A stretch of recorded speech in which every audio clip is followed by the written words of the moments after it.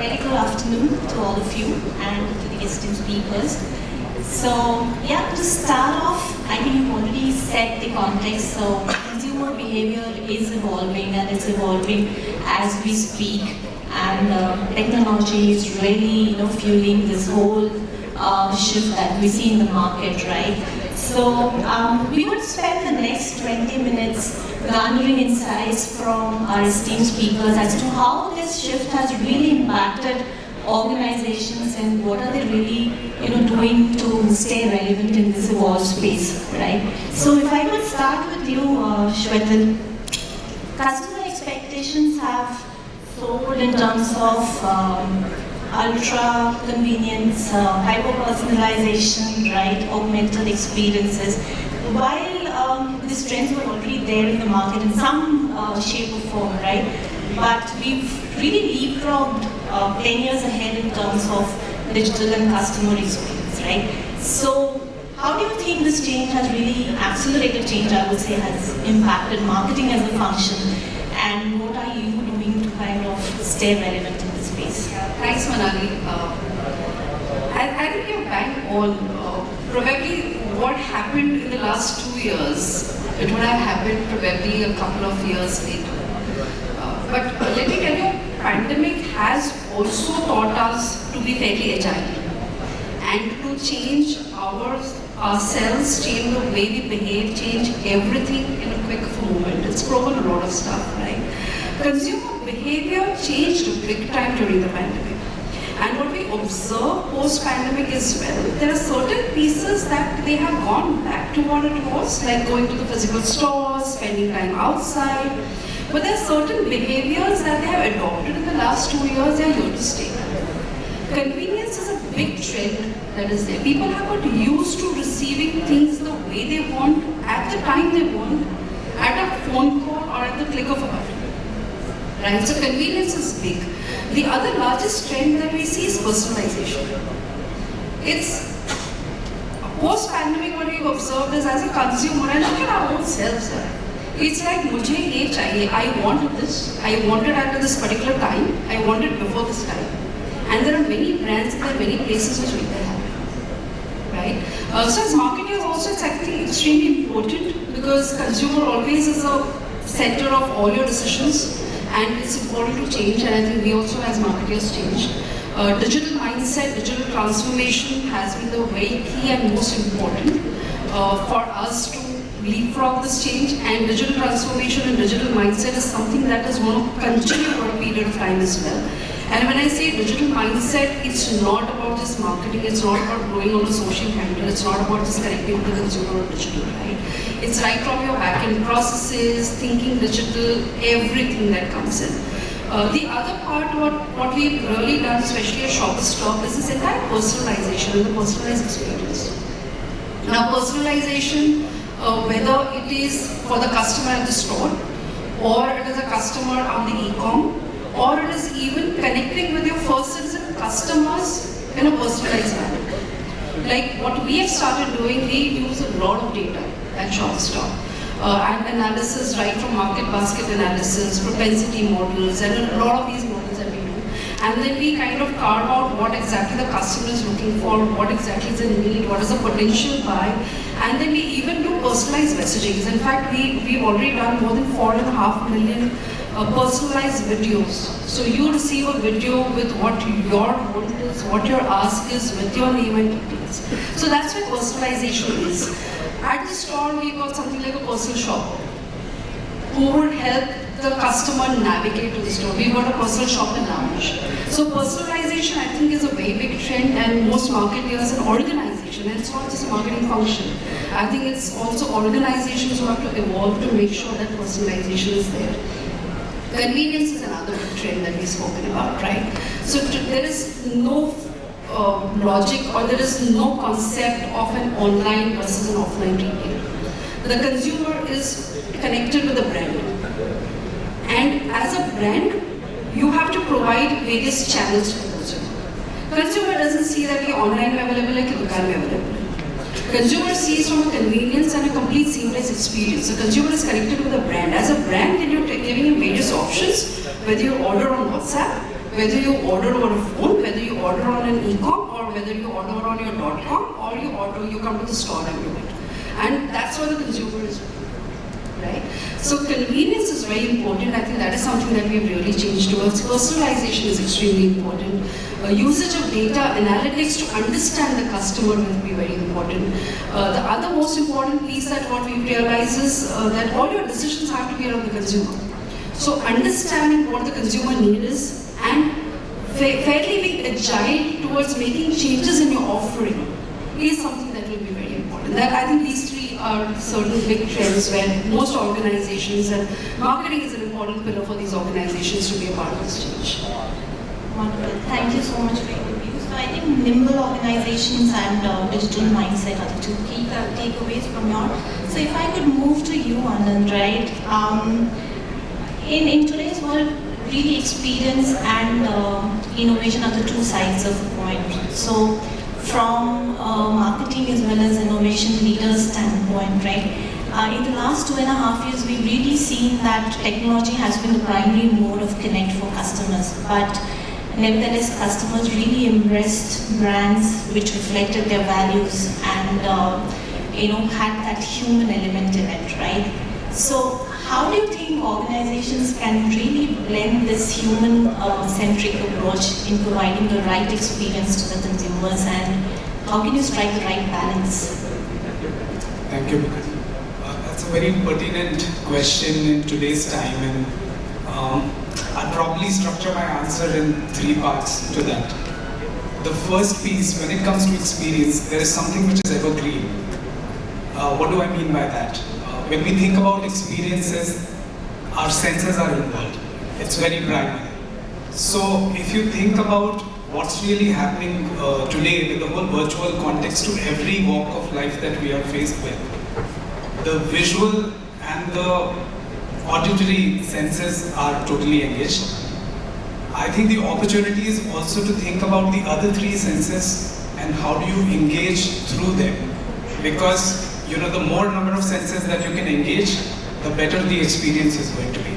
So I call this evergreen because no matter how everything else changes, this is not going to change about experience as a concept.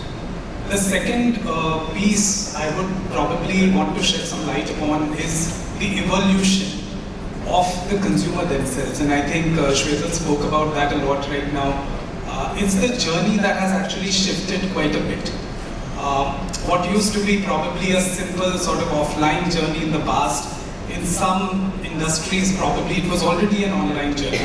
Today there is that seamlessness to the journey. You're offline to online, back to offline, back into online sort of a situation. So what is important is to really understand the journey, figure out the moments of inflection and present yourself in that context as a solution.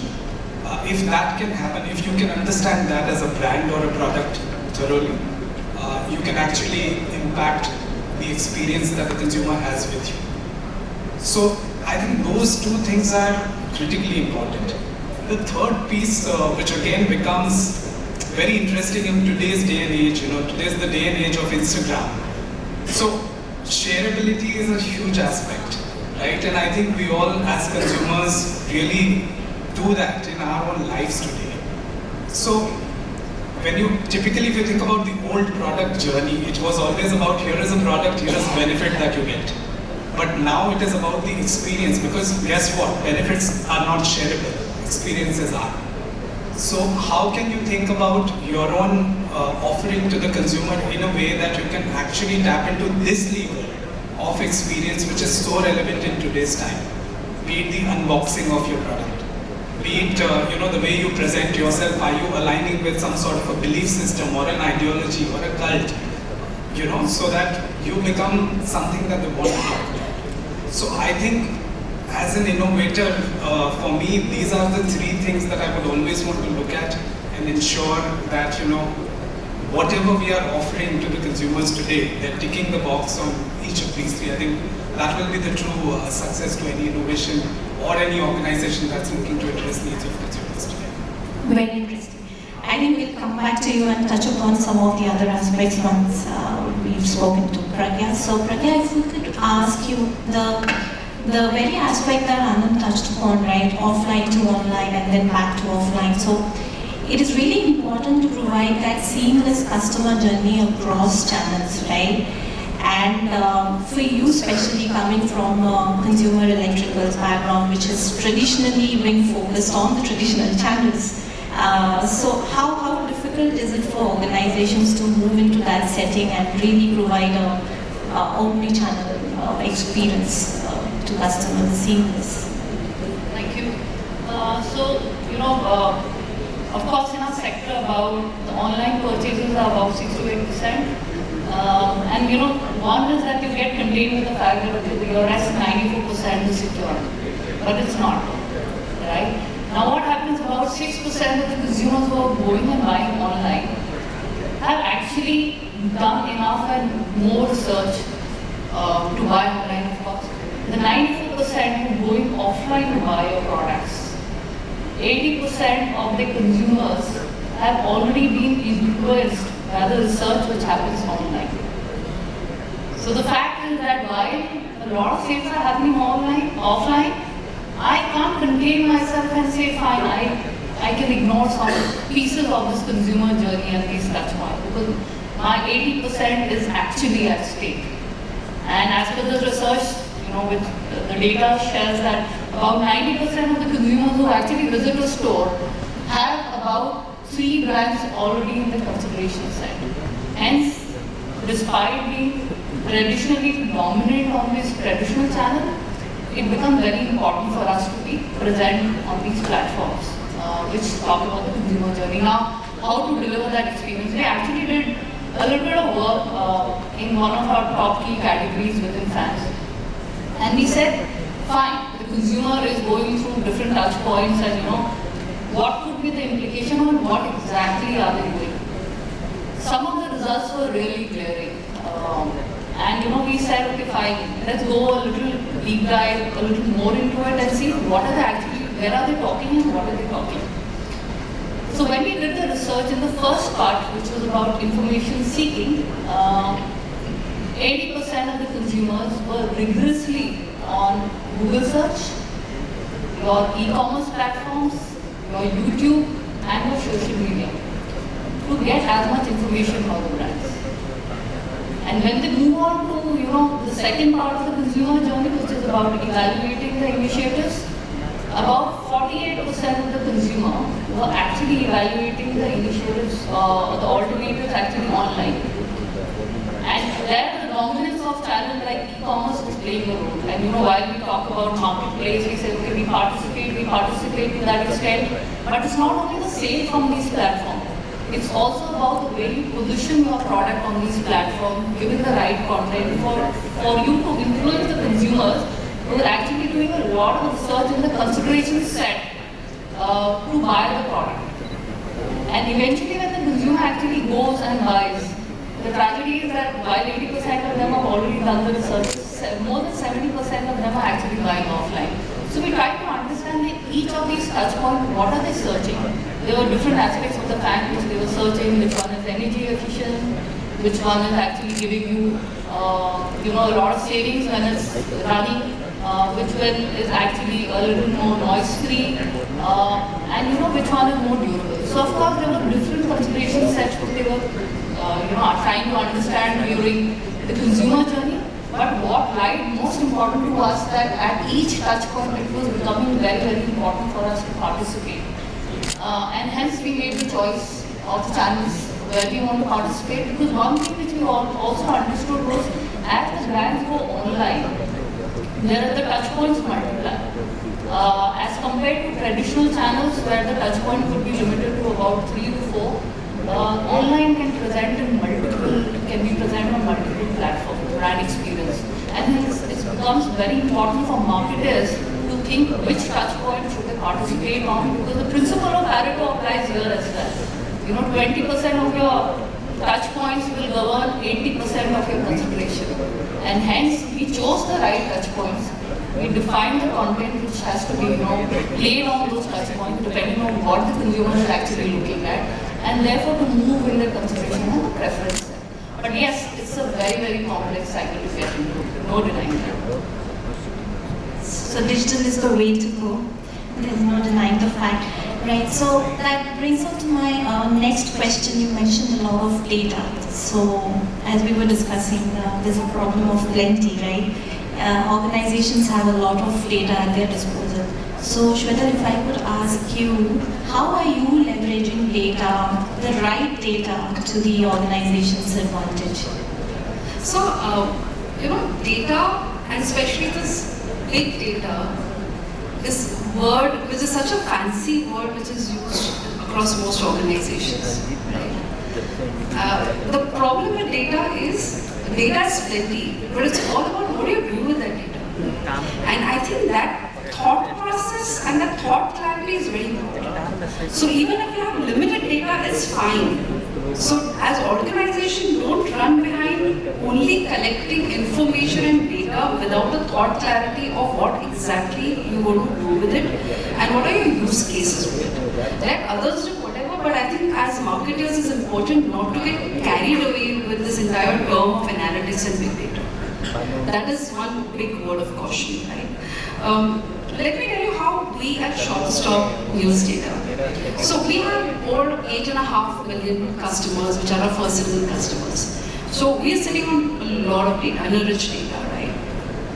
From a use cases perspective, very clear in terms of what exactly we want to do with it and how do we want to take forward with it. We've developed a lot of internal models which are there. For example, market basket analysis or entire personalization, again, is a tool which comes in terms of targeting, but propensity models. So there are a lot of models which have been created. We've also looked at customer personas. So we've done a lot of machine learning and we've pulled out around 10 key personas that we can define and bucket these customers in. Now we can do multiple stuff, but we said that let's look at some 3 to 4 of these key buckets. And these is what then we use to connect to the consumer. For example, if it is a market, let me give you an example of how we use a market basket analysis, right? A market basket analysis will tell you what is the likelihood of a particular product or a particular brand or a particular category existing with another product or a category in a particular basket, and what is the affinity with that, right? So now, for example, if there is a particular beauty brand, and as a business I have a problem saying that, look, this beauty brand, I really need to increase conversion, then there is one way to do is look at a market basket, say there's an X beauty brand which exists and the affinity is very high with watches as a cross category. Then you go deep dive into the customers, look at customers who have bought watches but have not been buying this particular beauty brand, and then do the targeting. So instead of doing a blanket bombarding, use content to do a sharp targeting. And that's where then you start driving your sale and numbers. So this is one way that you can use data. Similar data in today's day and age you can even use to do a sharper targeting on your digital handles, on your social media handles, on your e-com notifications, right? So if there is a particular persona I'm going after, that customer base, based on what that customer has been buying, what are their favorite categories, favorite brands, we can use that data to create communication and sharper content and connect with these customers on your social media with that particular content, because that's the affinity is much higher. And then you can do lookalikes around it, right? So these are a couple of examples of how you can use data. The other part to use data is also try and understand if there is a particular store or particular region which is ailing, or there is an issue, what's going wrong, what is happening, which will give you some sort of a hypothesis, and then you can go back and check with customers and then extend your research. So there are multiple ways to do it, right? Personas will typically bucket similar kind of characteristics in various buckets. And then based on those characteristics, you get into the naming of those personas. You can even go back and check their Facebook profiles to see whether they're right or wrong. Then you can get into doing the customer journeys of each of these personas. Now here there can be multiple use cases, right from doing an assortment for a particular region, to targeting customers in the right manner, to having objectives for these customers. Maybe there is a particular persona who's buying only a specific category. Then you look at adjacencies and you talk to that person accordingly, right? You can even create experiences for people which is away from just selling, based on what persona is standing out. So there are multiple ways. These are some examples of how we use data to connect. Data helps you connect with your customers in a sharper manner and a most cost-effective manner. That is very important. And ensuring that the right content is there for the right person. But this is what happens in retail, and for every organization it will be different. So before you, as marketers, my advice would be that before you actually start churning data, begin from the end. What are the use cases and what do you want to do with it? And what will, if there are only few things that you as an organization are geared up to manage, then you might as well cull out data only on that, get steady with it rather than, otherwise it's very, very easy to get lost with the amount of data that we have. So use cases and what as the end use will be very important for you to define as an end objective before you run behind what data to collect and what to do. Possibilities are immense, they are infinite. So I think data is definitely critical for a marketer, but only if you are using it in the right way. Yes. Moving on to you, Anand. So I would again come back to the innovation standpoint, right? So a lot of technology, a lot of exponentials around us, AI, AR, VR, and you name it in them. So how do you really see in the next 5 years, for your industry, how do you see technology being used from an innovation perspective? Is it really going to go overboard, or are you going to play safe? I think, like everything else, I don't think our industry is immune to getting disrupted. It will get disrupted with every new technology. I think the key is to understand how best to improve the consumer's experience in the benefit that they're seeking in your category by the use of that technology. So it could even be about better information sharing. It could be about telling them what else could be done depending on their motivation, right? If the motivation is beauty, if the motivation is health, how can you push those narratives with the use of technology, which basically intersperses your product as a part of the larger solution, larger life solution that the customer is seeking or the consumer is seeking.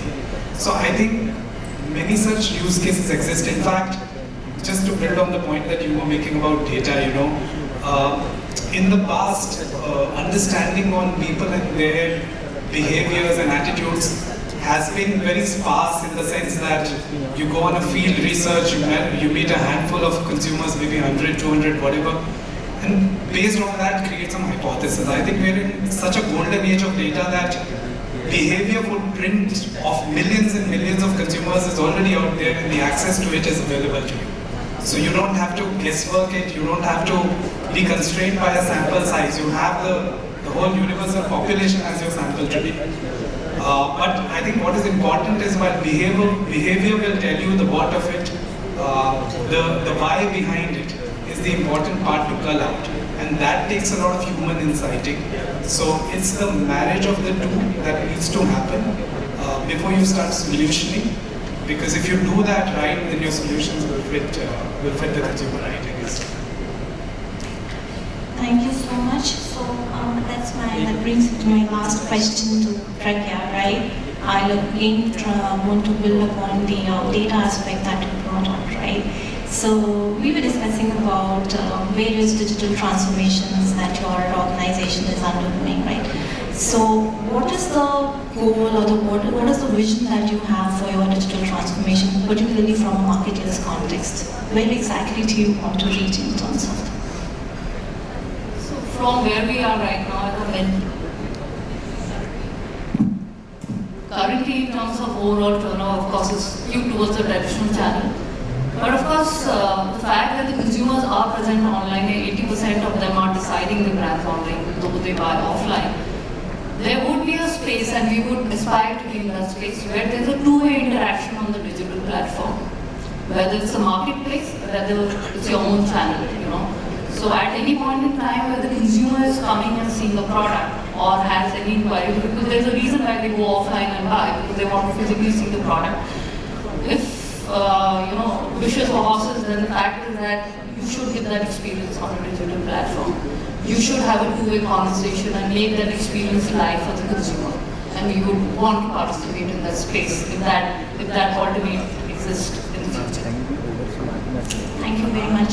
I would love to continue this, but I think we've crossed the time already. Thank you very much for all your perspectives and views. We really enjoyed interacting with you.